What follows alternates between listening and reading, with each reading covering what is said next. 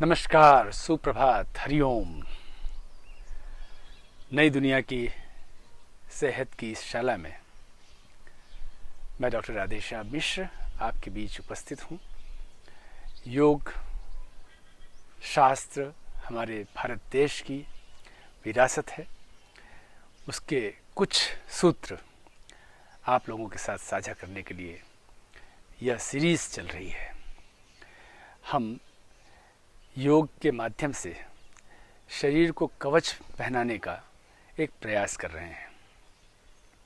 मैं चाहता हूं कि आप इसके सारे गुणों को अपने भीतर उतार करके शरीर को ऐसा कवच पहनाएं कि आप हमेशा स्वस्थ रहें, प्रसन्न रहें, शांत रहें।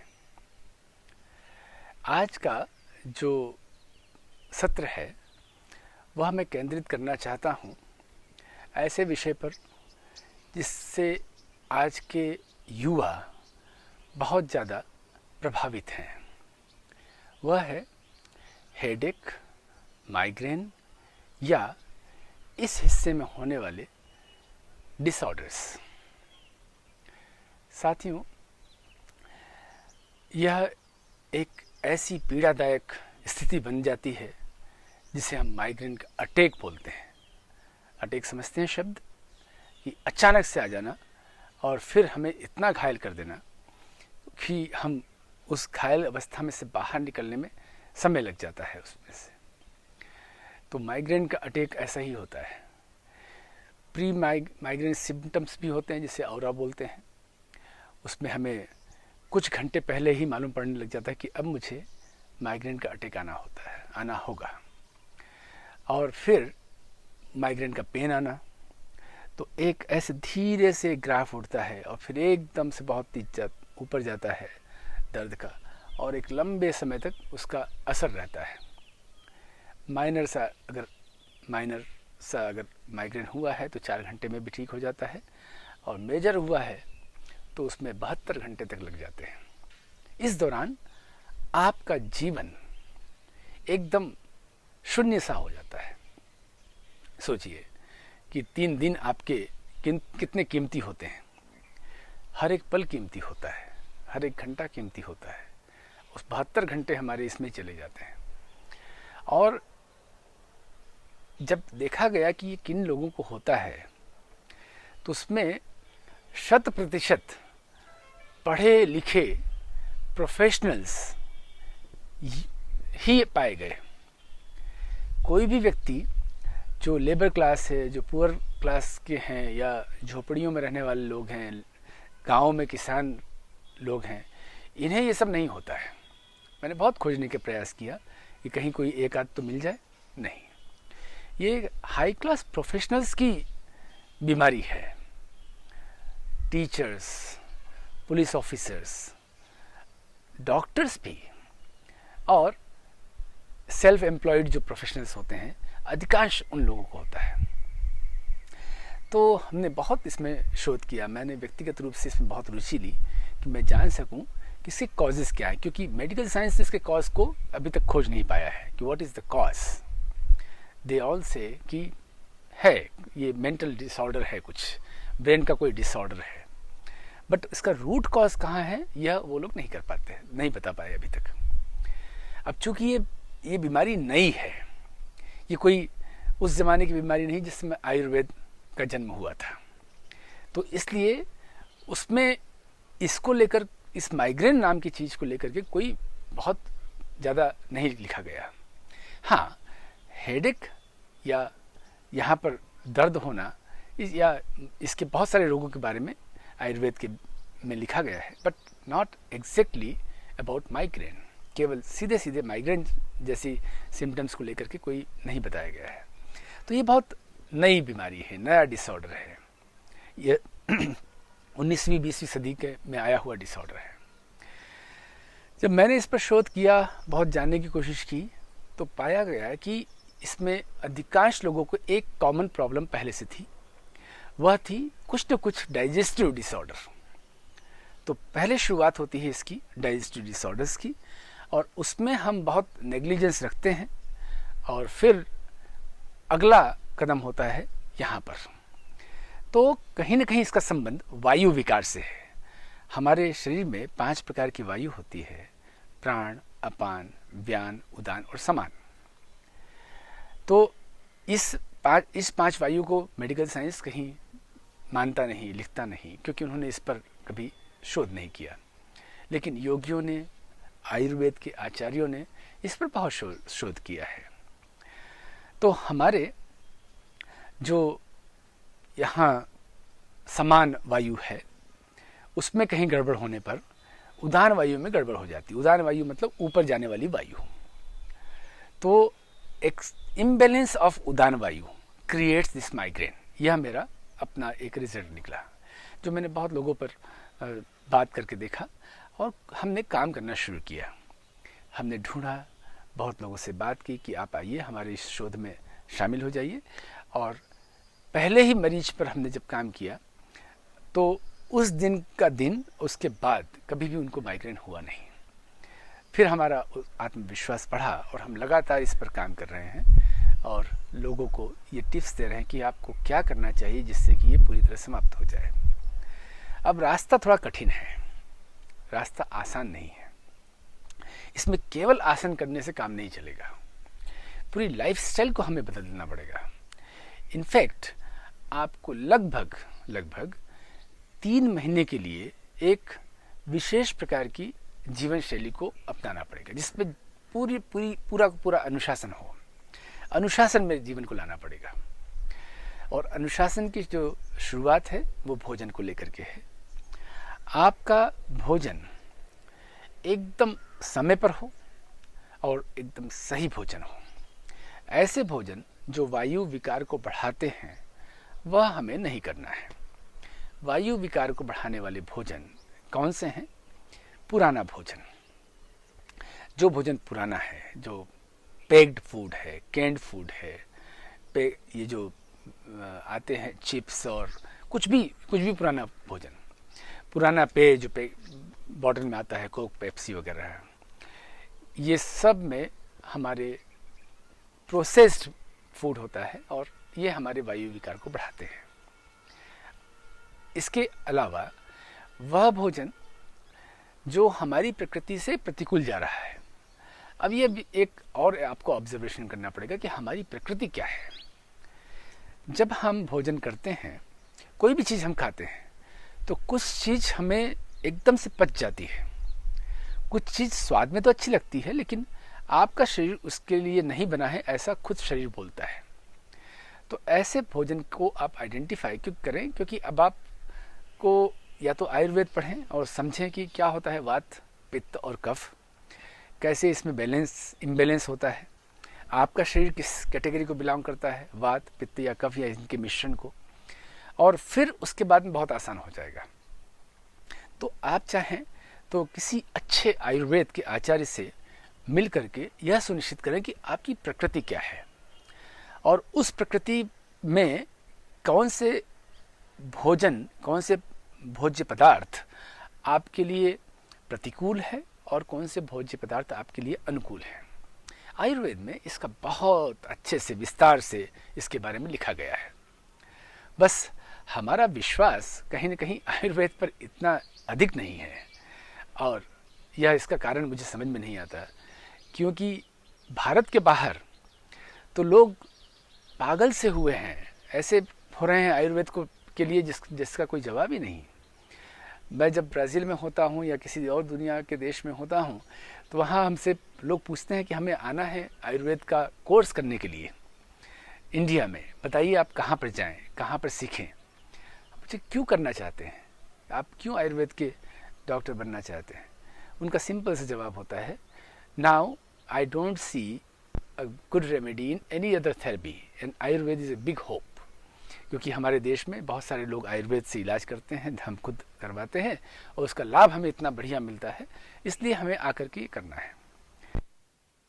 आयुर्वेद पर भी भरोसा कीजिए और थोड़ा सा उसका अध्ययन करके उसका लाभ लीजिए। बहुत चमत्कारिक विज्ञान है, पूरी व्यवस्था है आयुर्वेद की। साथियों, ये जो वात पित्त और कफ को समझ करके उसकी प्रकृति को अगर आपने जान लिया तो बहुत सारे विकारों से, बहुत सारे रोगों से आप दूर हो जाएंगे, विशेष रूप से वायु विकार की, जिसके बारे में हम आज बात कर रहे हैं। तो भोजन को लेकर थोड़ा सा आपको काम करना है, और कुछ चीज़ें ऐसी हैं जो आपके पूरे इस जीआई कैनाल, गैस्ट्रोइंटेस्टाइनल कैनाल को एकदम ठीक ठीक रखती हैं, बहुत हेल्पफुल है वो सिर्फ भोजन में ही। और वो है साथियों हमारा रेशेदार सब्जियां। आपको रेशेदार सब्जियों को दवाई की तरह खाना है। ये जो लीफी वेजिटेबल्स होते हैं पसंद नहीं आते हैं, आजकल के यंगस्टर्स को बिल्कुल पसंद नहीं आते हैं। मुझे लगता है कि ये लोग पसंद और नापसंद को लेकर के बहुत ज़्यादा ऑब्सेस्ड हो गए हैं। आई वांट पे ही जाते हैं, आई नीड पर नहीं जाते हैं। व्हाट माई बॉडी नीड्स, इस पर बिल्कुल भी सिलेक्शन उनका नहीं होता है। What my mind, my senses want, इस पर जाते हैं। ये पिज़्ज़ा, पास्ता और ये बर्गर वगैरह जो भी प्रोसेस्ड तरीके से बने हुए सब चीज़ें होती हैं जी। कुछ लोग मुझसे कहते हैं कि पिज़्ज़ा तो बिल्कुल फ्रेश बनता है। यस, आप अगर घर में बनाते हैं और उसमें सब चीज़ें घर में डालते हैं तो वो फ्रेश बनता है। बट ये जो चेन सिस्टम की जो शॉप्स होती हैं, रेस्टोरेंट्स होते हैं, पिज़्ज़ा हट, डोमिनोस वगैरह वगैरह, इसमें ऐसा आप उम्मीद मत कीजिए। इसमें जो ब्रेड होता है वही फ्रेश होता है, उसके अलावा सब कुछ पुराना होता है। सब कुछ मतलब सब कुछ, सब पैकेट्स में आते हैं और वो 3-3 साल तक उसमें से चीज़ें लेकर के डालते हैं। यहाँ तक कि आप जो टमाटर देखते हैं, आप जो बैगन देखते हैं, आप जो कैप्सिकम देखते हैं, आप जो भी चीज़ें ऊपर से डालते हैं, ये सब एक पैकेट में से निकाल के डालते हैं, और वो पैक्ड कहीं और से प्रोसेस होके आता है। पूरी व्यवस्था ही गड़बड़ है। आपको ऐसे भोजन से बचना है। आपको घर में बना के खाइए, और सारे ही भोजन पर अपनी नज़र रखें। कहीं कोई प्रोसेस्ड फूड तो नहीं है, कहीं कोई ऐसा पुराना खाना तो हम नहीं खा रहे हैं। ये बहुत बड़ा कारण है हमारे भीतर इस रोग को जन्म देने में। और इसके अलावा हाँ, सब्जियों को बहुत ध्यान रखें कि आपको रेशेदार सब्जी खूब खाना है। पालक है, मेथी है, बथुआ है, और भी जो आप पत्तीदार सब्जियां होती है उसे तो लेना ही लेना है, हमेशा खाना है। वो आपके दिन भर में एक बार तो जरूर ही चला जाए। और क्या क्या ऐसे फल होते हैं, सब्जियां होती हैं जिसमें फाइबर्स बहुत होते हैं। थोड़ा सा सर्च कर लीजिए, आप खुद समझदार हैं, आप लोग सोशल मीडिया को देखते हैं, तो आप थोड़ा सा सर्च करेंगे तो मालूम पड़ जाएगा कि कौन कौन से ऐसे फल और सब्जियां हैं जिसमें रेशे होते हैं, फाइबर्स होते हैं। तो उसका खूब उपयोग कीजिए, जिससे कि आपके इस जीआई कैनाल में कहीं भी अवरोध ना आए। वो ये काम करते हैं, वो अवरोध पैदा नहीं होने देते, सब कुछ आगे चलता रहता है। और कभी भी किसी भी परिस्थिति में आपको कॉन्स्टिपेशन से बचना है। कॉन्स्टिपेशन कभी नहीं होना चाहिए। आप कोई भी साधन लेकर के अपने मल को विसर्जित करें। अब इसके बहुत सारे रास्ते होते हैं। यदि आपको हर दिन की तरह सुबह एकदम फ्रेश नहीं हुए हैं तो आप कोई भी साधन लीजिए, लेकिन फ्रेश हो जाइए। इसबगोल होता है, वो आप फंकी लगा लें, सुबह उससे पेट साफ हो जाता है। कैस्टर ऑयल होता है, वो ले लें, उससे भी पेट साफ होता है। एक चूर्ण हम बनाते हैं जिसमें 5 चीज़ों का मिश्रण होता है, जिसमें मेथी दाना, अजवाइन, काली जीरी, काला नमक और होता है इसबगोल। ये 5 चीज़ों का मिश्रण हम बनाते हैं एक अनुपात में।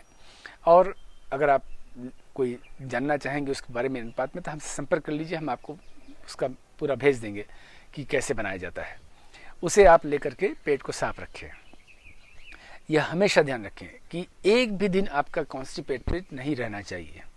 साधन बहुत सारे हैं, और साधनों को आप ये मत सोचिए कि ये साधन हमारे साथ जीवन भर चलेंगे। ये कुछ साल तक आपको लेना पड़ सकता है, और फिर व्यवस्थाएं ठीक हो सकती हैं और आप इसको छोड़ सकते हैं। और यदि पूरे जीवन भी लेना पड़े तो कोई हर्ज नहीं है, लेकिन माइग्रेन का दर्द तो नहीं हो, इस पर आप ध्यान दीजिएगा। और कुछ आसन जो मैं आज बताने जा रहा हूँ, कुछ प्राणायाम और कुछ क्रियाएं भी अभी बताने जा रहा हूँ, आप उनका अभ्यास कीजिए और इससे बचे रहिए। आपको कभी भी यह अटैक, यह दर्द नहीं हो। चलिए शुरुआत करते हैं। अब हम लोग प्रैक्टिकल कुछ करते हैं, अभ्यास कुछ करते हैं, साधना कुछ करते हैं। तो चलिए शुरुआत करते हैं। और इसमें हम शुरुआत करेंगे स्थित प्रार्थनासन से। अभी मैंने जब बात कर रहा था आप लोगों से, तब मैंने कहा था कि आपको 3 महीने तक कुछ इसकी पूरा व्यवस्था करनी पड़ेगी, अनुशासन लाना पड़ेगा। तो भोजन के अनुशासन मैंने बताया, ये पूरे 3 महीने चलेगा। और ये जो योग बताने जा रहा हूँ यह भी 3 महीने चलेगा। और भी चीज़ें मैं बताऊँगा अंत में। तो ये सब 3 महीने का एक प्लान कर लीजिए और इस रोग को शरीर में से इतना दूर भगा दीजिए कभी आपके आसपास में नहीं फटके। हाँ, ये हेडेक जो है ना कभी होना ही नहीं चाहिए। मुझे वही अनुभव भी नहीं हो पाता है कि ये क्या होता होगा। बस लोगों को दर्द में देखता हूँ, कराहते हुए, परेशान होते हुए, एकदम से बेहोशी सा हो जाता है, उन्हें अस्पताल जाना पड़ता है, इंजेक्शन्स लगाने पड़ते हैं।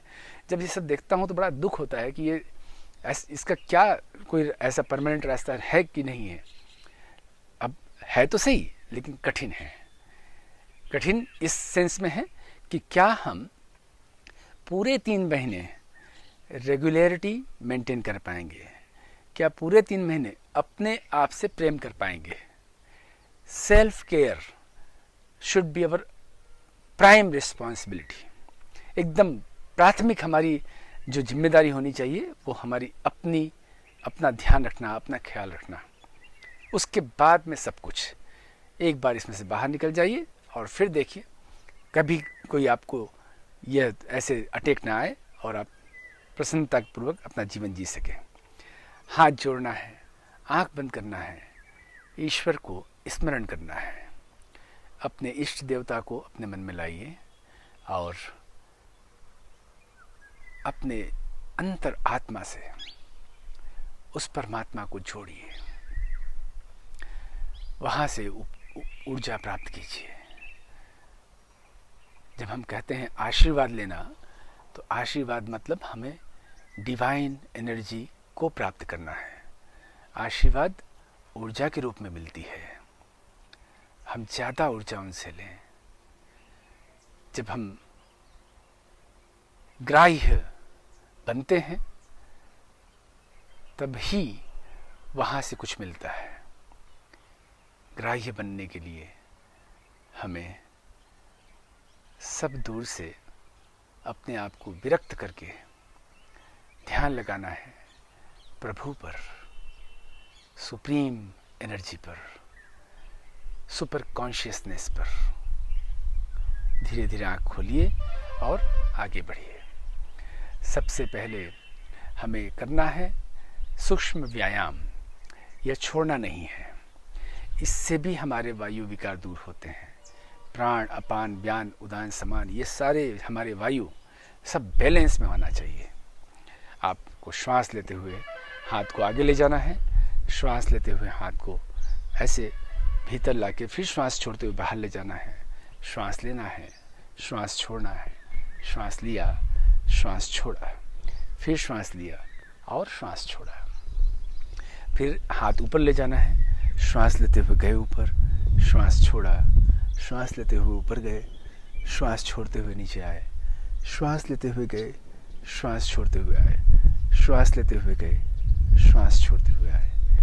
फिर हाथ को सामने से ऊपर ले जाना है, श्वास लेते हुए, श्वास छोड़ते हुए आए, श्वास लेते हुए गए, श्वास छोड़ते हुए आए, फिर श्वास लेते हुए गए और श्वास छोड़ते हुए आए।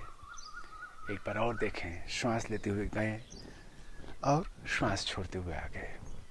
हाथ को पीछे लेना है, श्वास लेते हुए हाथ को पीछे से ऊपर उठाना है, श्वास छोड़ते हुए आना है, श्वास लेते हुए हाथ को ऊपर उठाना है, श्वास लेते हुए आना है। लंबी गहरी श्वास लीजिए।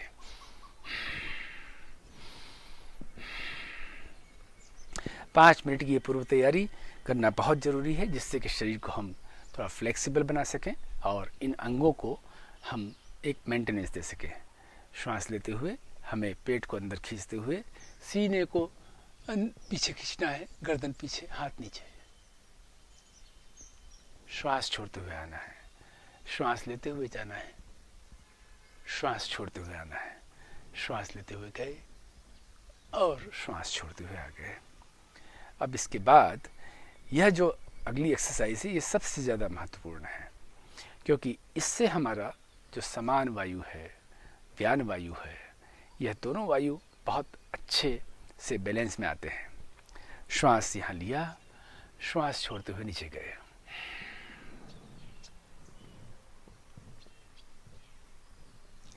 श्वास लेते हुए आए, श्वास छोड़ते हुए नीचे गए।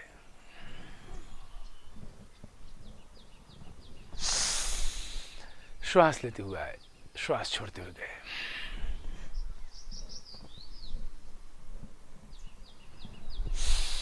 श्वास लेते हुए आए, एक बार और।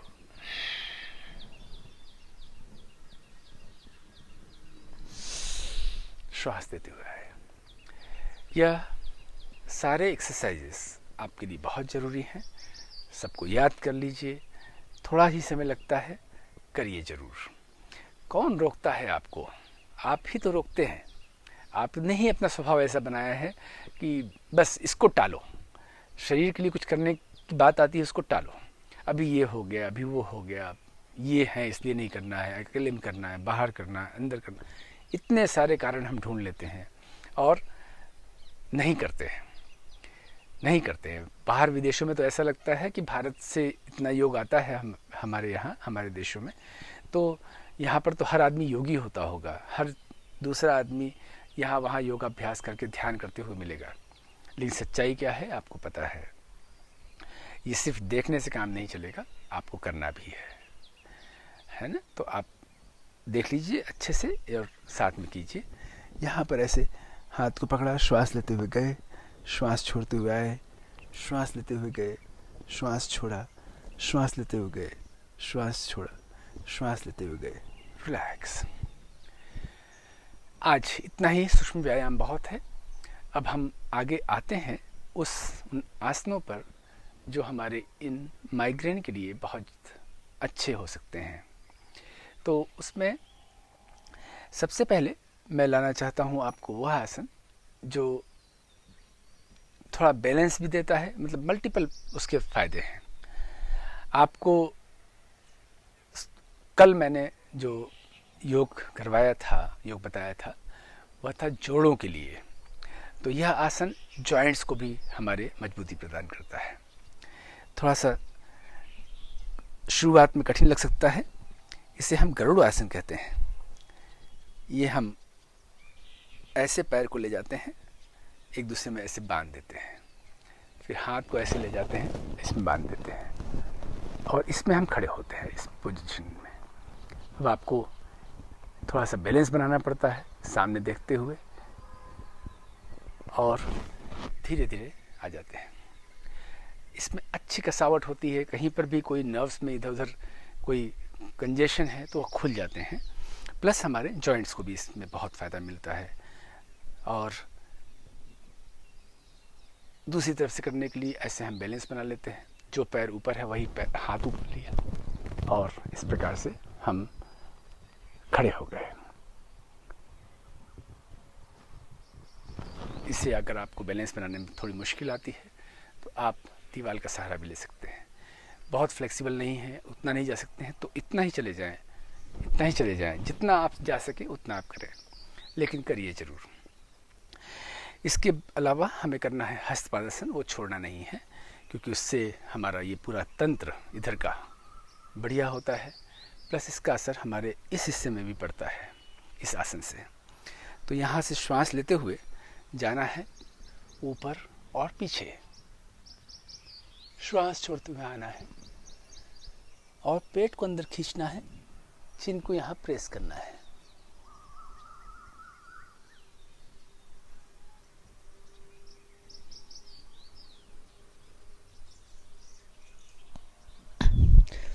श्वास लेते हुए आना है, श्वास छोड़ते हुए धीरे धीरे हाथ नीचे लाना है।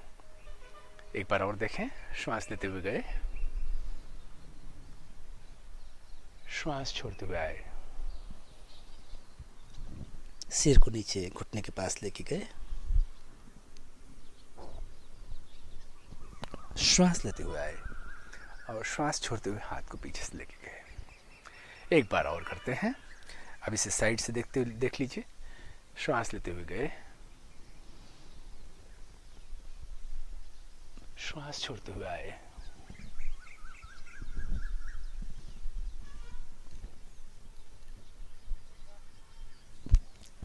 श्वास लेते हुए गए और श्वास छोड़ते हुए आए। अब हमें जो आसन करना है वह बैठ के किए जाने वाला आसन है। तो अब हम नीचे बैठ जाते हैं। अब जो पहला आसन हम इसमें लेंगे वह लेंगे हम योग मुद्रा। योग मुद्रा स्टैटिक वे में हम करते हैं तो उससे भी सारे वायु विकार दूर होते हैं। हमारे भीतर ये गैसेस का पूरा बैलेंस आता है। जितने प्रकार के वायु हैं वे सभी अनेक प्रकार के गैसेस बनाते हैं, अनेक प्रकार के अन्य वायु बनाते हैं जो काम करते हैं, शरीर के अलग अलग जगह पर अलग अलग जिम्मेदारी पूरा करते हैं। बहुत विस्तार में मैं आज नहीं जाऊंगा, कभी मौका मिलेगा तो इस बारे में हम और बात करेंगे। हाथ ऐसे पीछे से पकड़ते हैं, श्वास भरते हैं और नीचे जाते हैं।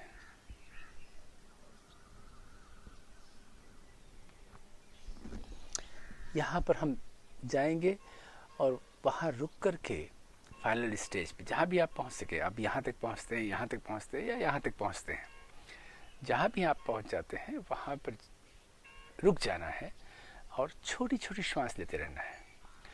यह 2 मिनट तक करना है और इसे 20 मिनट तक अगर आप लेके चले गए तो समझ लीजिए कि आपका काम ही हो गया। ऐसा चमत्कारिक आसन है ये। इससे सारे विकार दूर होते हैं, वायु विकार विशेष रूप से, और इस रीजन में सर्कुलेशन बढ़ जाता है। हम जब एक बार आप करके देखेंगे तो मालूम पड़ेगा कि पूरे चेहरे पर इस रीजन में अच्छा सा सर्कुलेशन होता है। ऐसा नहीं कि बहुत ज़्यादा होगा, लेकिन जितना चाहिए उतना होगा और पूरी यहाँ पर ऊर्जा भर जाती है। तो ये हिस्सा मजबूत होता है और कई बार साइलेंट माइग्रेन भी होता है। आया था हल्का सा, चला गया, वह भी हमारा होना बंद हो जाए, तब समझिए कि आपने कवच पहना दिया।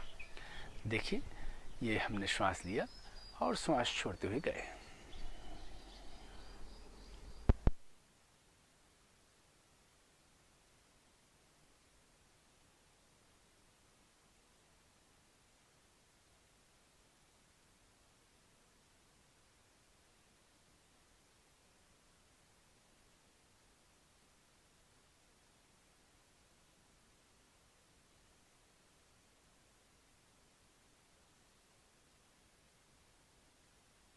हमारे इस पूरे व्यवस्था को ठीक करने के लिए वह है वज्रासन में बैठ करके हम पर्वतासन करें। एक बार मैंने पर्वतासन आपको बताया था, उसके सारे वेरिएशन, और वह बताए थे मैंने पद्मासन में बैठ करके।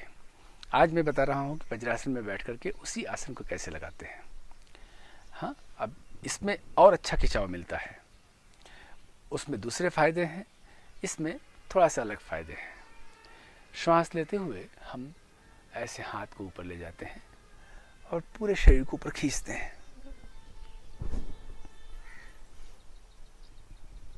खूब खींचिए, खूब खींचिए। श्वास छोड़ते हुए ट्विस्ट कीजिए। श्वास लेते हुए आना है, श्वास छोड़ते हुए ट्विस्ट करना है दूसरी तरफ।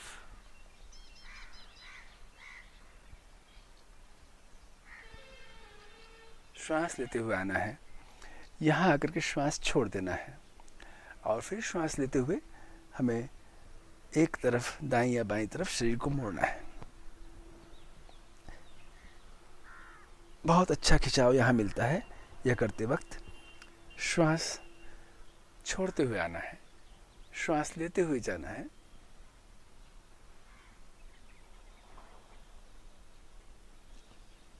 श्वास छोड़ते हुए आना है, श्वास लेते हुए पीछे जाना है,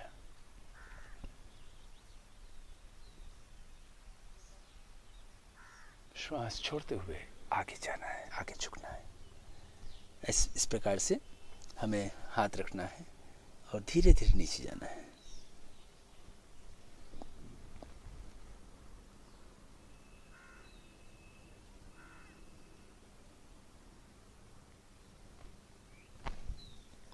श्वास लेते हुए ऊपर आना है और श्वास छोड़ते हुए धीरे धीरे हाथ नीचे लाना है।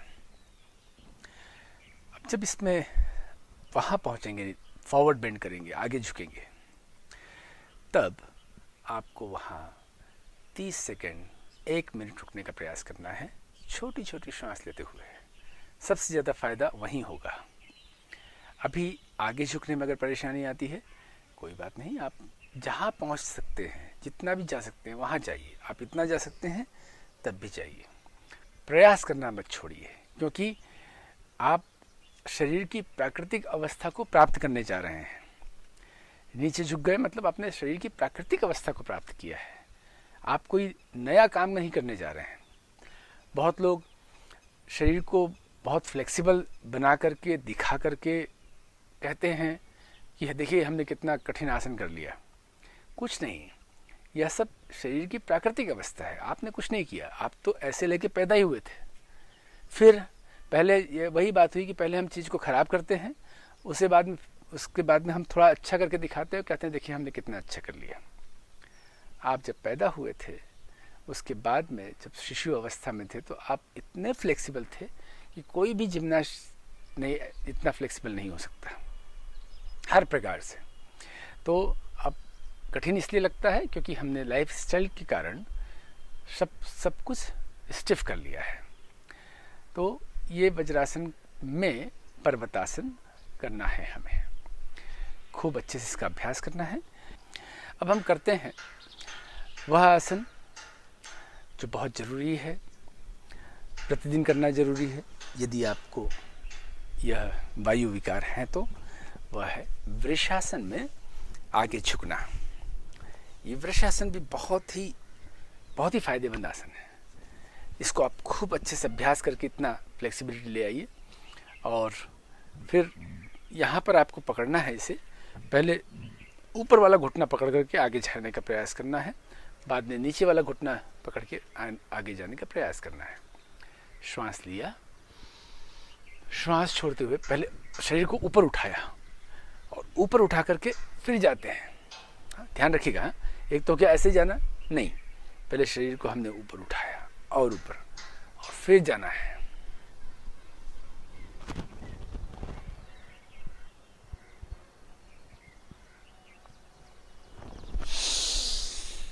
श्वास लेते हुए आगे।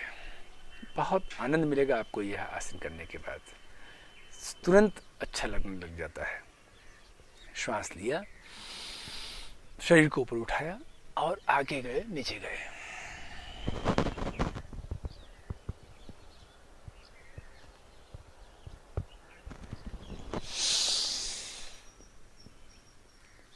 श्वास छोड़ा, आगे गए, नीचे गए।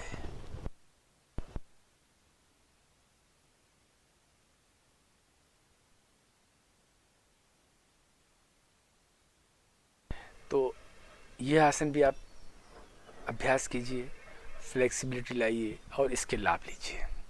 अब हम करने जा रहे हैं लेट करके आसन, जिसमें हम शुरुआत करेंगे भुजंगासन की विशेष वेरिएशन से। इसमें हम लोग वेरिएशन बनाते हैं अलग अलग प्रकार से, जिससे आपको बहुत प्रभाव पड़े।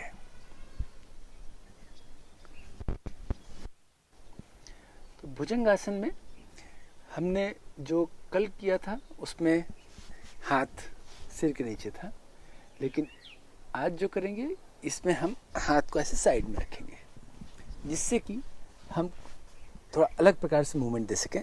श्वास लेते हुए जाना है और केवल नाभि तक ही शरीर को ऊपर उठाना है और खूब मोड़ना है शरीर को ऊपर। क्योंकि इसमें हमारा जो फोकस एरिया है, दबाव जहाँ पड़ना चाहिए वो नाभि होना चाहिए, नेवल जो रीजन है वहीं पर दबाव पड़ना चाहिए। श्वास छोड़ते हुए वापस आना है। श्वास लेते हुए गए। इसमें हाथ पर ज्यादा प्रेशर नहीं डालना है, खूब ऊपर उठाना है और श्वास छोड़ते हुए आ गए।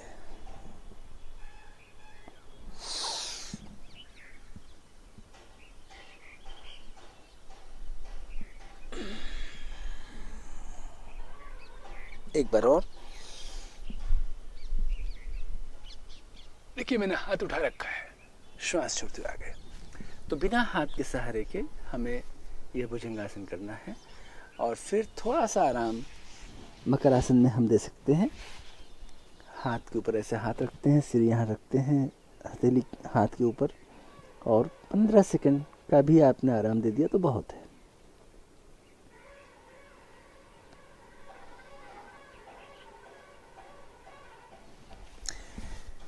फिर हम करने जा रहे हैं पवन मुक्तासन।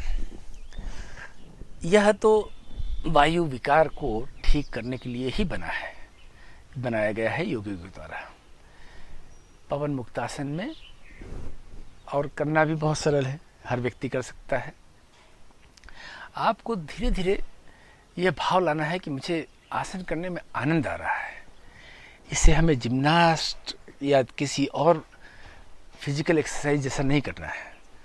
इसमें अपने शरीर को आप मोड़ने के बाद उसमें जब फाइनल स्टेज में रहते हैं तो अपने भीतर को अनुभव करना है, अपने इनर बॉडी को अनुभव करना है और आनंद प्राप्त करना है उस अनुभव में।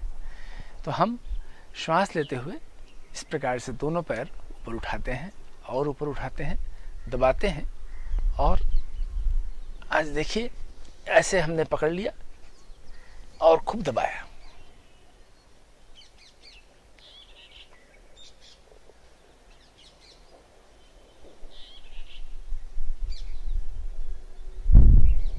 अच्छे से दबाना है, खूब अच्छे से दबाना है। एक ही बार करना है स्टैटिक वे में। थोड़ी थोड़ी देर में और आगे बढ़िए और आगे बढ़िए। आपसे अगर इतना होता है तो आप इतना भी कर सकते हैं और फिर धीरे धीरे प्रयास करते रहिए, धीरे धीरे प्रयास करते रहिए और एक दिन आप कोहनी पकड़ सकें, फिर दोनों बाजू पकड़ सकें।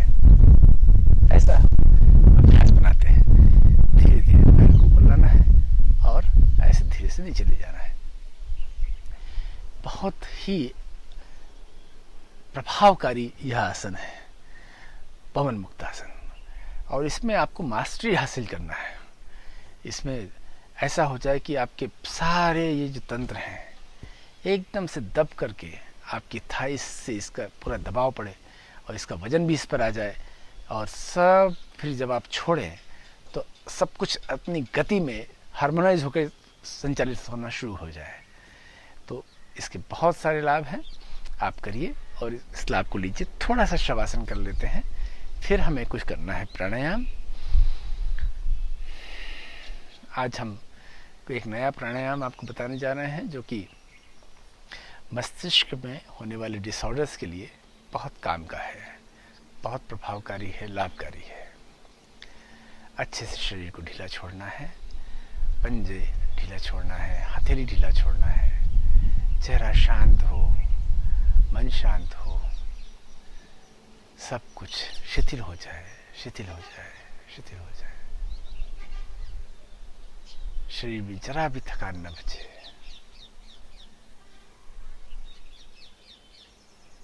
पूर्ण ऊर्जावान शरीर हमारा हो जाए। हम योग साधना कर रहे हैं जिससे कि हमारे शरीर में योग का कवच निर्मित हो जाए। हम बाहरी और भीतरी किसी भी इन्फेक्शन से, डिसऑर्डर से बच सकें। करवट में होकर के उठना है, धीरे से और बैठ जाना है।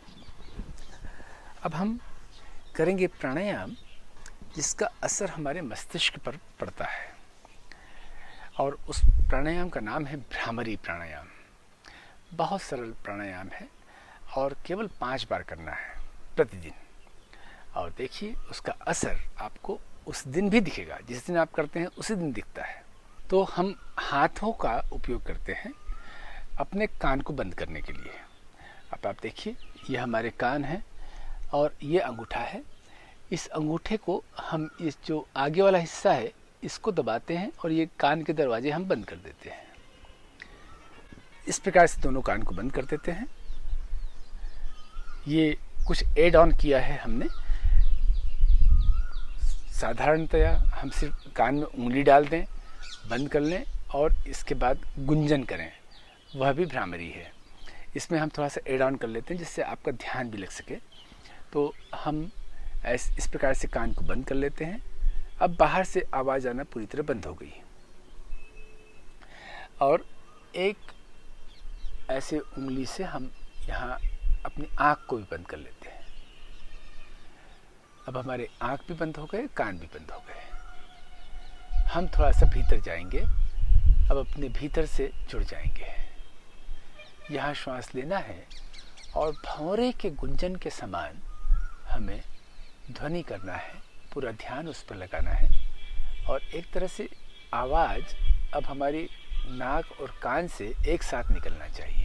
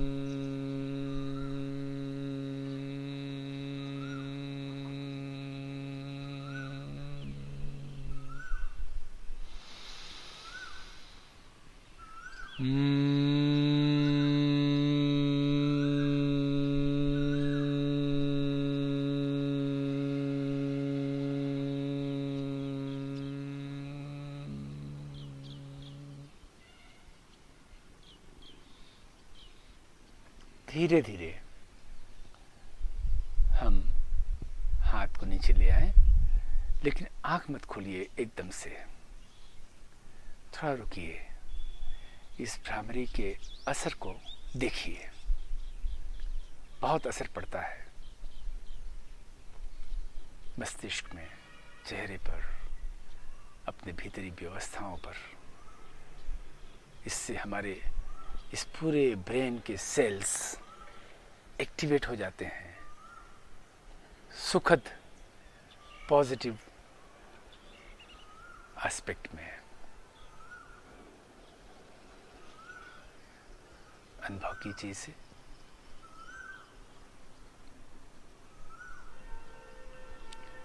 अब धीरे धीरे आँख खोलिए। तो यह हुआ भ्रामरी प्राणायाम, जो आपको रोजाना करना है और इसका लाभ लेना है। अगली और अंतिम जो क्रिया मैं बताने जा रहा हूँ योग की, वह है जालंधर बंध।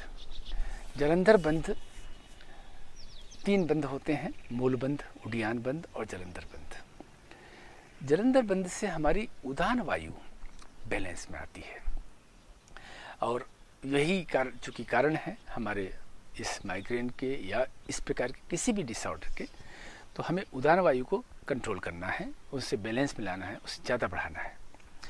तो पद्मासन में करना होगा आपको। ये थोड़ा कठिन लगता है पद्मासन, लेकिन आप अर्ध पद्मासन लगा सकते हैं, और पद्मासन में लगाने के बाद ये और अच्छे से होता है। तो श्वास हम लेते हैं, श्वास छोड़ते हैं 10 बार तेजी तेजी से। फिर 10वीं बार में हम जब श्वास छोड़ते हैं तो पूरी तरह श्वास छोड़ना है, और आपका ये जो चिन्ह है, पहले हमें कंधे को ऊपर उठाना है, और फिर चिन्ह को पूरा, ये जो ठोड़ी है, इसे हमें यहाँ पर जिह्वा के मूल में, कंठ मूल में हमें लाके दबाना है। देख लीजिए आप एक बार मुझे करते हुए, फिर साथ में कर सकते हैं।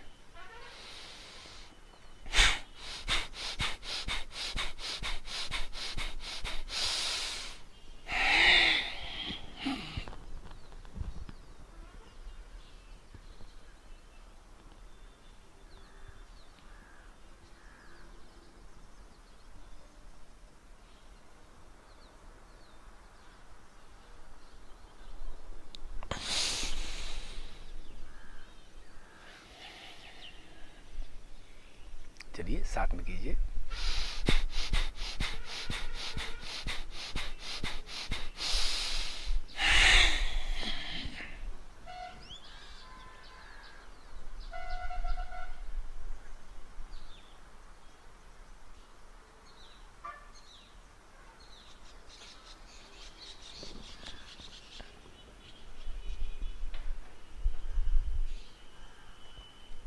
एक बार और।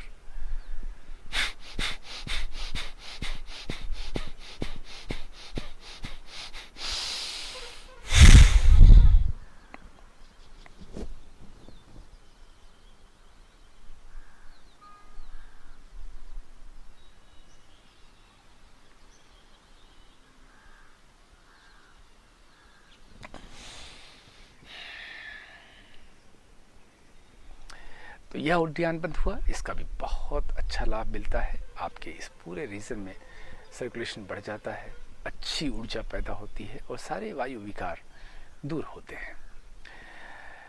अंत में मैं 2 बात और करना चाहता हूँ, वह है कि हमारे अनुशासन 2 जीवन के हिस्से, अनुशासन हमारे जीवन के 2 हिस्से में और लाना है, एक सोने में और एक भोजन के समय में। तो पहले भोजन के समय की बात करें तो हम रात्रि का जो भोजन है उसमें संयम लेकर के आएं। कोशिश कीजिए कि सूर्यास्त के समय या उससे नज़दीक के समय में हमें भोजन करना है। बहुत लेट अगर हो जाते हैं तो फिर आप ये भोजन जो गरिष्ठ भोजन होता है उसे न करें।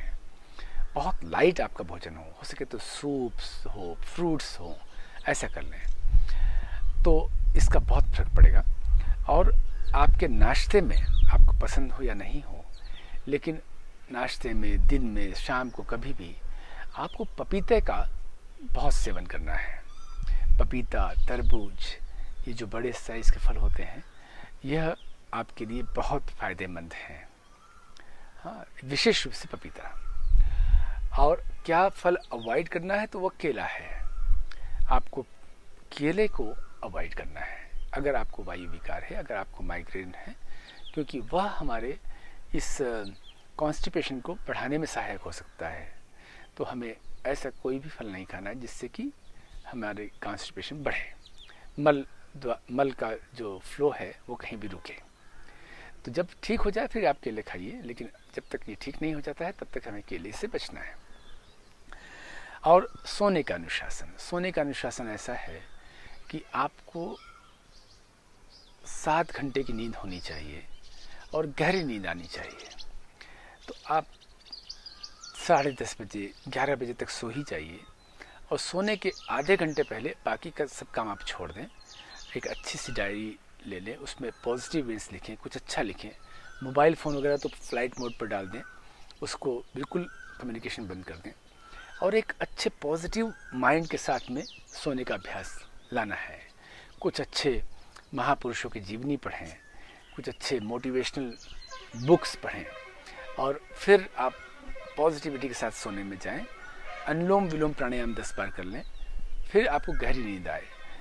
नींद अच्छी आना भी आपके लिए बहुत ज़रूरी है इस रोग के इलाज के लिए। तो आज के लिए इतना ही। हम कल सुबह फिर मिलेंगे। आप सभी का दिन मंगलमय हो, सभी को शुभकामनाएं। हरि ओम, नमस्कार।